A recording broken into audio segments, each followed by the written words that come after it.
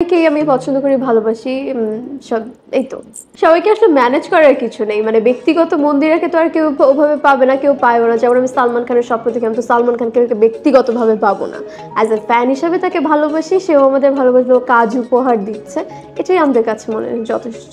বলি তাহসান ভাইয়ের ব্যাপারটা বা আতিফ আসলামের ব্যাপারটা ছোটবেলা থেকে শোনার কারণ হচ্ছে আমার বড় ইমিডিয়েট যে বড় ভাই, উনি হচ্ছে আমার ভাই হচ্ছে ব্যান্ডের সাথে জড়িত ছিলেন এবং সে অনেকের গানই শুনতেন, তো ওইভাবে আসলে অনেকের গানই আমার শোনা হয়েছে। তো ছোটবেলা থেকে ওভাবেই আসলে আতিফ আসলামকে যখন দেখেছি তখন থেকেই পছন্দ। আর আমার লাইফে যখন আমি ফার্স্ট ফোন ইউজ করি একদম ছোটবেলা, তখন ইউজও করি না, বেসিক্যালি আমি যখন কোনো ওয়ার্কশপে যেতাম তখন তো অনেক সকাল থেকে রাত অবধি থাকতে হতো, তখন মা বাবা একটা ফোন দিত আমার খোঁজ খবর নেওয়ার জন্য। তো ওই ফোনটাতে আমি ফার্স্ট আমার ওয়ালপেপার সেট করেছিলাম আতিফ আসলামের ছবি দিয়ে।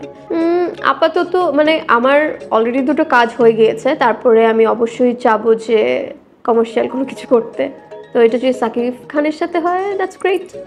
কমার্শিয়াল আমার কাছে মনে হয় আমার জন্য বেটার, অ্যাকশনও হতে পারে।